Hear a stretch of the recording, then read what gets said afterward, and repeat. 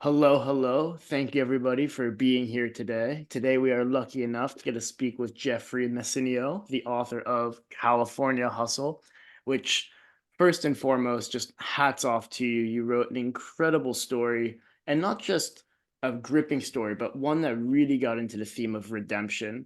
Like we start with this character that's down on his luck, and without spoiling the ending, but I'm gonna spoil the ending, it kind of ends with him a bit higher up on his luck than he was. And it's just you created this character and this persona that was, even though so different from us, also so relatable.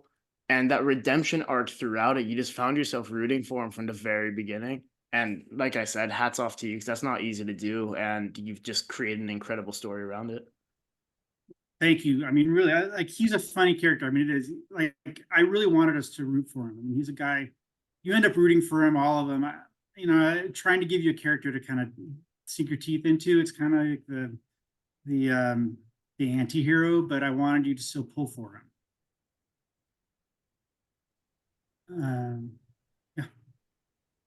I mean, I don't know if I can add more there. I mean, No, no. Grigsby, like all the characters, I mean, I could say really all the characters have their flaws. I mean, I tried to make sure they were a little more human with that. I mean, they're all flawed. Everyone's broken a little bit in California Hustle. But I think that's kind of just what makes it so real and so relatable, is that you're reading bits and pieces of, oh, okay, I've experienced this, or I've experienced that, I've done this, I've done that. But then there was also the very entrepreneurial side of it as well, which I found quite interesting, being as what we're doing here. Yeah. How much of yourself do you find in Grigsby? I mean, there's a good amount in there. I mean, because every character is a little bit of me, right? Mm. Just through sheer writing. But I mean, the entrepreneurialism, I mean, I'm sure you guys completely relate. Anyone who's out of business and done that type of stuff, the game that he's playing. I mean, a lot of what he's dealing with as far as like, oh, I've got a promise for advertising, I've got a promise for this. You're always trying to pull that string together and tie it, right? And that's what Grigsby's always doing. So, in a sense, it's me, but there's a lot of people in there that makes that makes Grigsby who he is. I know a lot of people who are super lovable like that. They're always trying to do the right thing, but just can't quite find the right way to do it. And It's that's sort of him.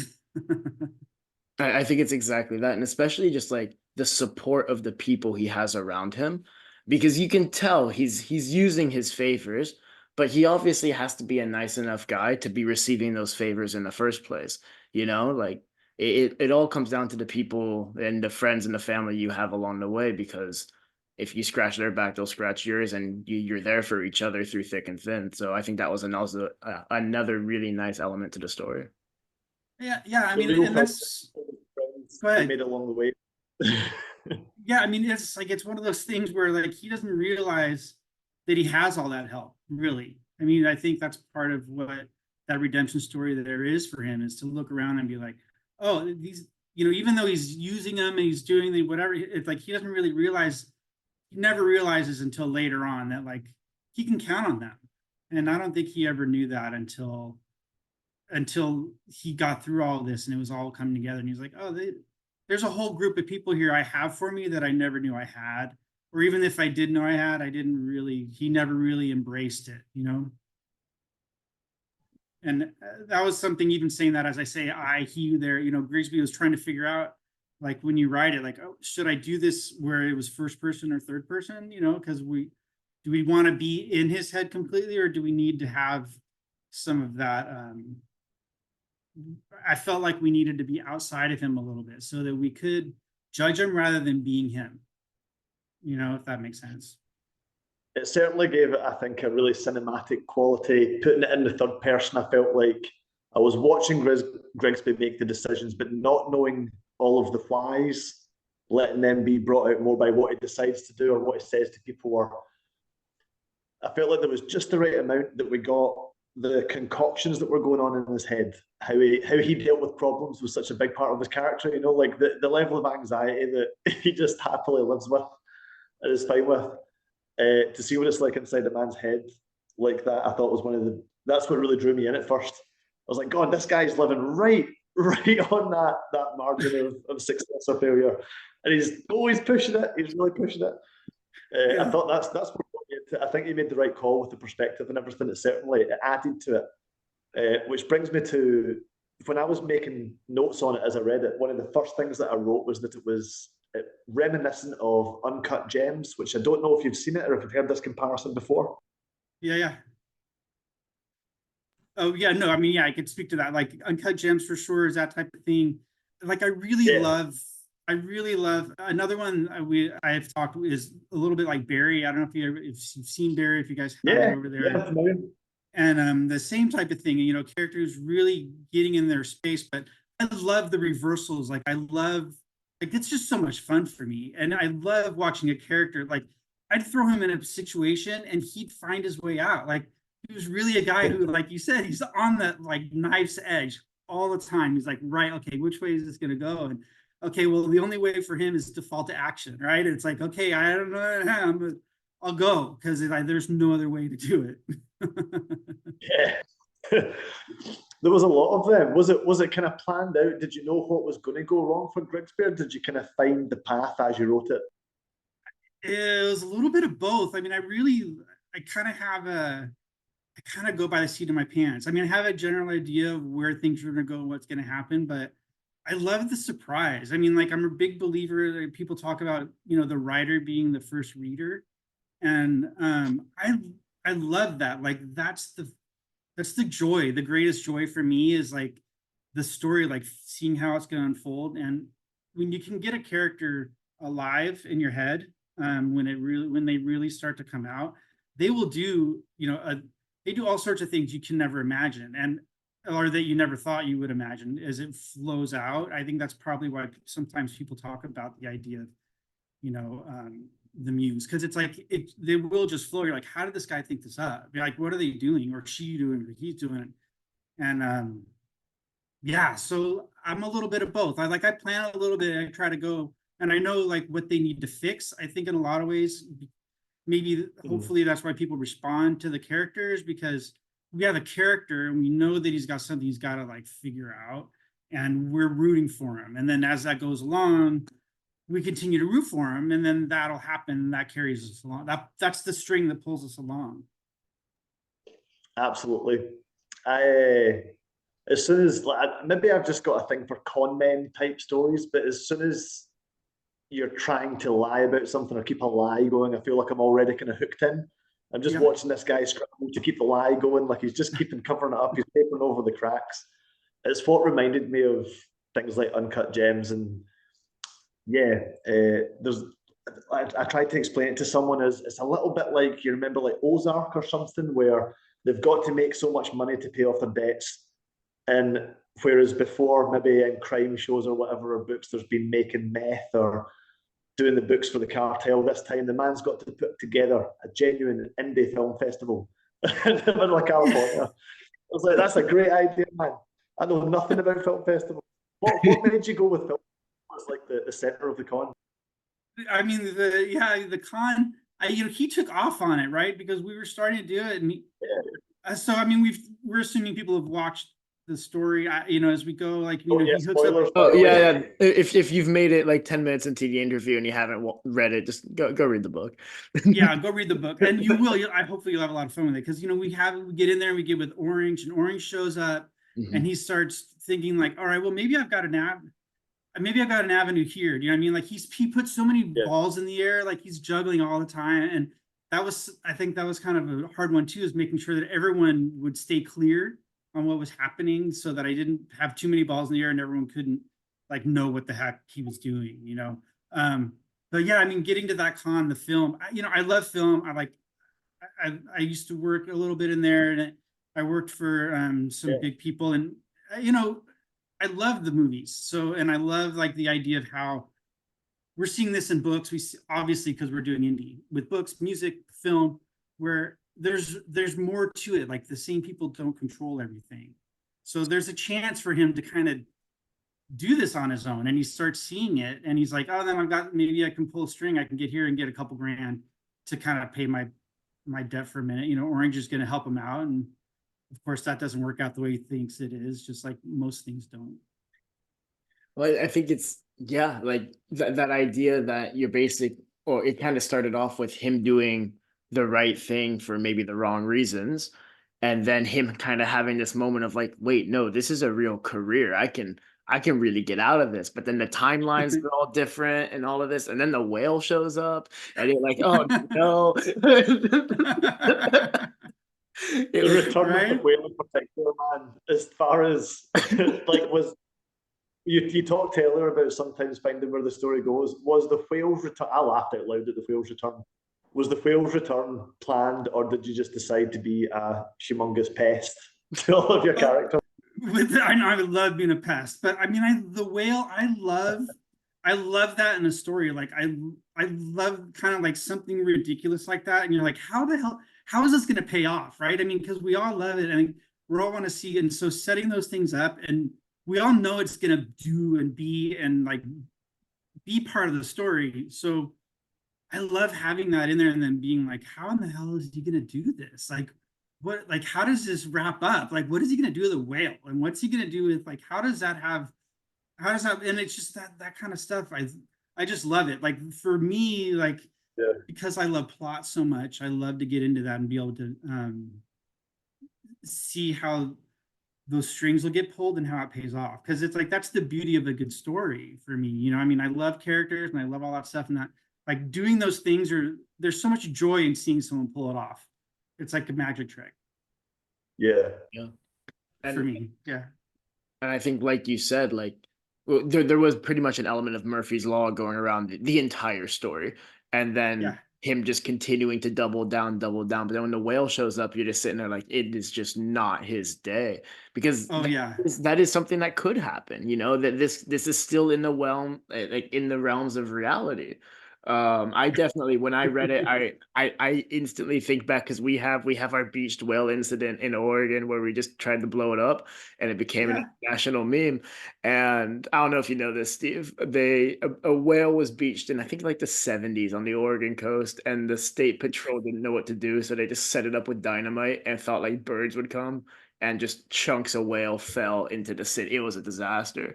But now, whenever I read, or whenever Yeah. something pops up with a whale, that is my immediate thought. And I was like, well, Right. maybe this could happen, but that is it's not the Right. I mean, there's like, that's a crazy thing. There literally is, if you look it up, and I have it on one of my socials, I had put it in so people could see it. But yeah, I mean, literally a chunk of whale falls on like a station wagon and crushes yeah. it. Like, you see, it's like, it's amazing. It's just so great. Like, how could this stuff, like, you can't make that up. You'd say that, No. people like, yeah, it's great. But I think coming back to the idea of like this idyllic film festival, and really turning the con man into like a clean businessman, and at the same time blending in that element of social media that we all absolutely hate, is it was cool to see it work out for somebody in that regard, because I think we've all tried to have our social media success and it Oh go. yeah, I mean, yeah, right. I take a little license there. You know, he has that easy, that stuff takes off for him. But yeah, I mean, you know, it's there and it does happen, and people do go viral, and he tries, and I mean, it is neat to see it turn into like, where he's like, oh wait, this could be something. Like, like people actually do this, and I could do that. Like, this could be something, you know what I mean? And it's really neat that that idea, as he starts to go through it, and that storyline, as he starts to do all of it, and he's like, oh, these people are just people, you know what I mean? And I've been conning my whole life, and I could have just been working. Like, I could have conned and done this, worked this hard, and literally, I've always thought this, like, the guys who are, and this is probably sounds bad to some of these, but some of the guys are the best like drug dealers or something, like gang member, like whatever is the mob. Those guys would be great business people, because they still have the same skills, and they're doing that. They're doing it in the wrong place in the wrong way, and maybe with the threat of death and all. But you know, like, yeah, they can do that, and they're very capable people. So. They've raised the stakes. But speaking of cons, was there any con that stood out over the others when you were writing? Like, I know it opens with like the trading cards or the base, like the signed, the autograph con. There's the little things Yeah, about the golfing, just like a quick couple $100 here and there. Were there any that yeah, were yeah. more fun or more real for you? You know, I really loved the golf one. Like, as you go in there, like it's sort of an aside, right? I mean, you just needs to make the money, but the golf one's really funny. And he, you know, Grigsby gets in there and does his thing, and it was really funny to for me. Like, it's amusing. Like, it's just funny the stuff he pulls off to try to do his thing. You know what I mean? So I really that one, you know, that one stuck out. But I mean, they're all really fun and they all have their place. You know what I mean? And you know, geez. I try to build it right, and like he needs sometimes to have those wins, you know, in the sheer nature of in the sheer nature of it, you needed to have some wins. You know what I mean? Like he keeps losing, losing, losing. So we have to give a win here and there, and just to keep the Sure. momentum and to keep us to know that he can do it. One of Yeah. the notes that I had made when I was reading, which I've got sitting next to me just now, is it's the first time I've been interested in reading a golf game. If I read golf for another game, I'd be like, I'll skip this. I don't care about golf. But this, I really enjoyed the golf scene as well. That was probably my favorite. In So fact, Didn't you go to the Masters or something? yeah. Also, man, I really wanted to talk to you, Jeff, about the sense of place that the whole book had. And it's quite often that authors will really nail a setting, but this felt like it was putting me right there on the streets. Like I could look up any of the streets and see them on the internet or whatever. Like it all felt like a real place. How close to reality was that? Being that I'm all the way over here in Scotland, I have no idea what California's like. yeah. I mean, it CSI. is. It's based on a real city. But it's but you know, on that side of it, I was trying to just give like I mean I live in California, but I love California. Like it's such a cool place. And you know, I travel and I love traveling. It's one of the beauties. I think I forget if I say it in there where I talk about, you know, the ocean changes every day. And when you live near Yeah, the ocean, you see it, and no matter where you live, it's different. And I don't know, that type of stuff is really exciting to me. Like I love nature and I love all that. So yeah, I love like a sense of place is super important. I think like your sense of place is a character always in your story, and if you forget to do that, you're losing out on something. You know, I mean, like, and that was one. I mean, really, he needed to be in a vacation town. He needed to be somewhere where it was beautiful and people came. And he lives in a place where new people show up all the time, so that he can con them. I mean, he's got to have new people coming into town. That's why everyone in town knows him, and they're like, Grigsby, dude, AW, we're not, you're like like the lawyer who came in and he's like, you know, you're a con, dude. What are you talking about? How are you going to do this? And he's like, no, this is real. I need a real contract, you know? And people are always just taking the piss out of him. And it's great. Yeah, there was a lot of crying wolf in that end, and then you also have it with the like with the mob man, because you know like it's at that oh point man, it's that idea of like the oh God, how do I phrase this? Like he's a con man, and then he's working with the mob, but at the same time, like I forget his name. Was it Tony? Yeah, Um, Tony. they're both like oh, very respectable people, and they have like character. Whereas the new guy that took over after Tony, it was less character, more business. So it was Yeah. interesting to see that dynamic because, like we said, like these are two people who are kind of outside the law, but they still have their own customs. They still have their own kind of oh man, what is the word? Yeah, It's a custom code. code. I Yeah. mean, really, they have their code. And, you know, that's one of the things that's hard for Grigsby as he goes into it is he has his code and he believes that, like, you know, we're in this all together and we need to pull on the same rope, right? He truly believes that, and it gets him in trouble a little bit, right? And Tony believes that, and he's because he's old school and, you know, he's a mob guy, whatever, and but he knows that, like, this is what we do and we stick by each other, like the whole classic idea of, you know, we protect each other and you protect the family and all this type of stuff, right? And the new guy comes in, Sorensen comes in, and he's a little more MBA type. It's less take care of your people and make sure we've got the money. And you know, I mean, and that's there. And we see that in society where it's like, you know, businesses are run differently.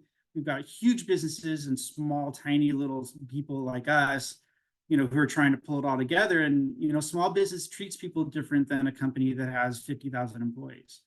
And a guy who comes in with the MBA idea, his sense of ethics are different and his responsibility is different. Their responsibility to a shareholder versus responsibility to a human. It's just a different thing. And that was kind of what, that's not really what I'm getting at, but it's still that, he's still there. And you're like, dude, this guy doesn't care. He just wants the money. And he knows he's got his own things to do it. Yeah. So Jeff, I like to play a little game with our authors every time that we do this. And it's a game called Was It Deliberate? Where I ask you things that I thought when I was reading the book and see if it was something that you deliberately put in there or if I'm reading into things. They're never deliberate. They're never Oh, deliberate. God. This never goes good, right? First one was that I was picking up very big Moby Dick vibes at the start with his bum knee talking about chasing the big score and everything. Was that deliberate? It was deliberate, yeah.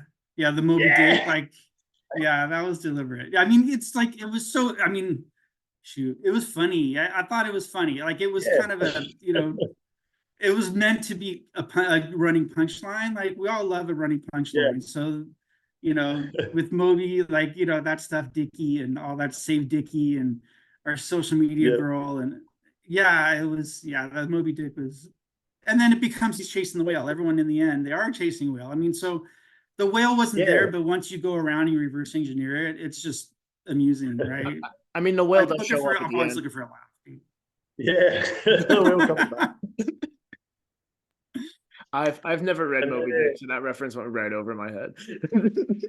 I mean, I'm like, by nature, I'm always looking for the laugh. So I'll squeeze one out in there. And even if it just makes me laugh, hopefully someone picks it up. Like I'm a believer that, like, if you throw references in there, if people don't get it and it doesn't matter, that's fine. But if people can kind of pick that up and run, that's just that much fun. That's a perfect note to ask my next question off of, if you'll let me springboard. So there came a point in the book at which I started writing down what I imagine are Californianisms that I have no idea of what they mean. So I was like, rather than Google this, I'm just going to write them down and then I can ask Jeff when I get to speak to him. So if I can give you a couple of ones, just quick fire, and you can tell me what it means, right? Yeah.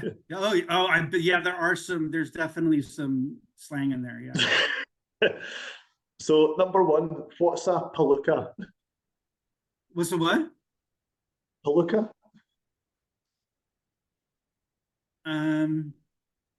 Palooka. How do you? I'm not even sure which. How do you spell it? Palooka. Can I put it in the text? Palooka. A palooka. Yeah. Okay, so palooka is totally an old, like, 30s term from here, and a palooka is like a I mean, I'll use another slang. He's a mook. He's just sort of like a big goober, like a big strong man. A guy like a palooka a lot of times was like a boxer strong man. That's great. I love that. That's a great word, man. That's a really great palooka. word. Yeah. He's a big palooka. Yeah, a big palooka. It's totally a 30s like mob kind of thing. So what does it mean if you're mad dogging someone? Oh, mad dog. And Sorensen does that a little bit, right? A mad dog is like you stare someone down, like, so right, like, okay, it's sort of like, sort of like for you guys, like, the black dog that chases you, you worry about the black dog of your dreams and things like that. Okay, so it's the same thing, but a mad dog is like looking to fight. So he comes in there and he's got a stone face and he's looking at you and he's ready to bite your face off. That's a good one. I like that. I'd seen that, I think, a couple of times, and that's the first I've heard it explained that way, right? Mad dogging someone. Oh, it is. It's this. I'm coming. Yeah, I like that.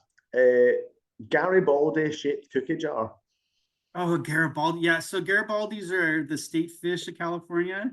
And they're these orange fish. They're bright orange. And like, if you're like even snorkeling, you'll see them, and it's like, so if you're from California, they're like and they're bold. So because they're the state fish, we all joke that, like, they know that they're protected. So that if you're snorkeling, they will fly and they'll come right in front of you in front of your mask and mess with you. So it's sort of like a double kind of play on, Beautiful. that, I mean, really like what's keeping in the cookie jar, right? I mean, he's being bold with what he does with all that all the time. So it's like kind of a double play there.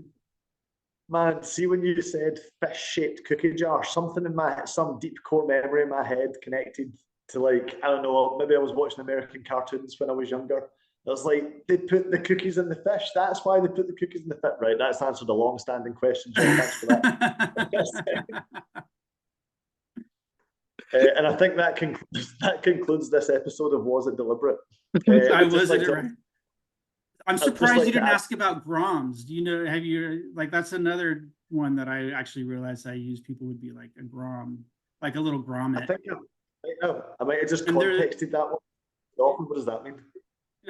They're just the little skate rats around. So when you're in a beach town, people call all the little like skater surfer kids, they call them Groms. Like they're just little grommets. Like they're not even there yet. Yeah.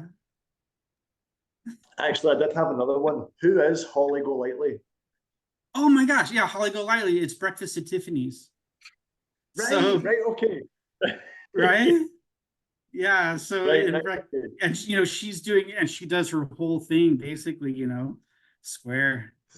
Yeah, Holly Golightly is Breakfast at Tiffany's. So there's a lot of film. I mean, and all those films that I do, and when they go through and we go through a whole list of them when he's like looking at them, those are all real, those are all movies. Those are all based on, like, you could go through there and pick those dozen, and a lot of super film geeks will know what each one of those are.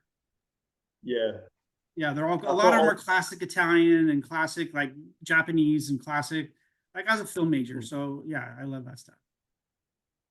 I think to conclude my little segment there, that those tales are, I think, what grounded it so much in the world. It felt almost like it could have been a little biographical or something, but it felt so real when I was reading it. There was a real sense of grounding in the place, and I think it's all those little details that you added in that made it so real. I was certain that this was a real place that I was reading about, so there's something's gone right there. Thank you.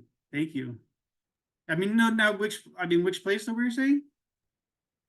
Where the whole thing takes place, the town that it takes place in. Yeah, I mean, it is. It's like it's Laguna Beach, but I didn't want to be a real place. It's kind of like, when they do, people are like, oh, it's Santa Teresa, but it's really Santa Barbara with the people, right? I mean, because you need to play, like, and people, if they do know it, they'll be like, that's not there. And it's like, we need things to work for ourselves, because we're authors. It's our own world, and there's times where things need to happen, and you can't have people saying that's not what's on Forest Avenue, and you're like, that's what the story needs. So don't worry about it. Go on for the ride, please. I did want to ask, because we got 7.5 minutes left, so we still got plenty of time. But I did want to ask about, kind of towards the end of the story, you had like the climax, and everyone kind of came together, like, and everyone is just staying at his house. How was writing that? Because that felt chaotic to read in terms of like the anxiety I had for Grigsby. Like, I can't imagine, because his regular state of anxiety is up here, and then when that happens, I'm just like, oh, this poor man. Yeah. I mean, I'm glad. I mean, I can say I'm glad you felt the anxiety, and it's upsetting. Like, when he gets into that point, that was really hard. Like, writing it, I was upset. And editing it again, I was upset. And actually, I read it again recently, and I was like, actually, I should say, I just read a scene from my next book that I'm working on, and like, I got that scene, I read it, I forgot what happened. You know how this happens when you go back to edit and you forget exactly, and it upset me. I mean, but it's the thing, you're the first reader, right? And so, as they say, no tears in the writer, no tears in the reader. I mean, that type of stuff, if I believe it, and like, it's part of it. I mean, I guess it's kind of the method acting approach, but it's so much fun. But it's, God, yeah, no, it was hard. Like, it was upsetting. When I got in through there, I remember writing that scene when they got back and he's doing that and he's fighting with the kids and what's going on and stuff. And he's just like, at his end, you know what I mean? And hopefully everyone else at their end. You know what I mean? But that's it. That's like act 3. That's what you need to do. Well, and I think that's what makes it a good story, is that as a reader, I was sitting here like, I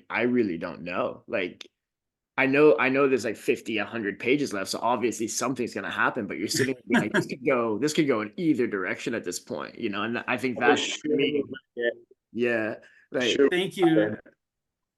Thank you. And that's what I want. Like, you want to be like, it could go either way. Like, I love that in a story where if you go back, you'll see, like, I drop the crumbs for what can happen and where it is. But I love being at a movie and being like, or a story and reading a book and going through, and you spend all that time and being like, this could go either way. And if he doesn't get himself together, I don't know if I should cuss here or not, right? I cuss in the Nice, book, that was a so good you're save, used to yeah, it. good But save. he can't get his shit together. It's not going to happen, and that's it. That's the story, right? That's it. It's like, so it's a tragedy or it's a comedy. It's the same freaking thing. Comedies have a happy ending. Tragedies have a sad one. And I think that's especially what's nice about kind of taking a self-published indie route is that you don't have to follow that mold. So like we've read stories where it ends and we're like, oh my God, you did not just do that. And like it happens. Like it completely happens. I It, think you nailed the ending though. I don't want to give you any impression that you didn't. Like it was phenomenal all the way through. But again, just because there is that split second where you're like, I don't actually know. And that's what makes it so great to be a reader of these as well. Thank you. Yeah, I mean, that's part of the fun, right? I mean, and I think, we have a responsibility, no matter which way it goes, we have a responsibility to the reader. I mean, we can do what we want, but it doesn't mean people are going to like it. And that you don't have to be liked, but you do have to, like, we have responsibility to people. If they've invested this time in there, you need to give them um, the ending that the character deserves, but you need to prepare them for it in one way or another. Like, if he was going to Yeah. eat it, like, we would have believed, like, if he ate it, it's just that Grigsby, like, pulls it off every time, right? So, like, you don't know if he's going to do it this time because there's too much. Sorensen's going to be too good. But he Yeah. finally learns his lesson. He does what he needs to do. He counts on everyone. Mhm.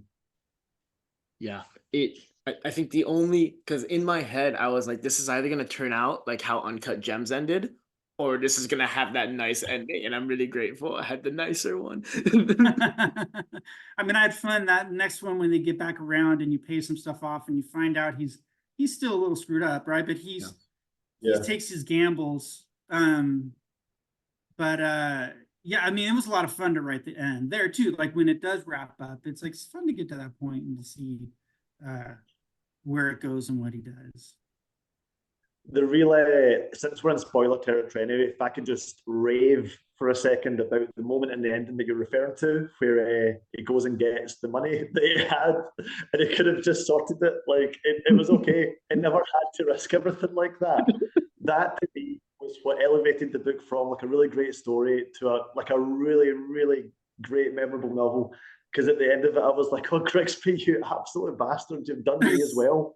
I've been caught. Well, I really thought it was all on the line, but yeah, it had it covered, and I was like, oh, that I think that tied the whole thing together. That was like a perfect ribbon on top at the end. It recontextualized everything just enough that it didn't need to be a big plot twist. It was more of like a revelation about Grigsby. I just thought that was chef's kiss, perfect. Oh, thank you so much. That means a lot. I really, because that was, thank you. Because that was one I had some That people was I talked deliberate. about, and they were like, you shouldn't do that. I'm like, he has to do that. Like, that is it. That's Grigsby. You're Yeah, doubling down exactly. Like He's you have always, to. So now always.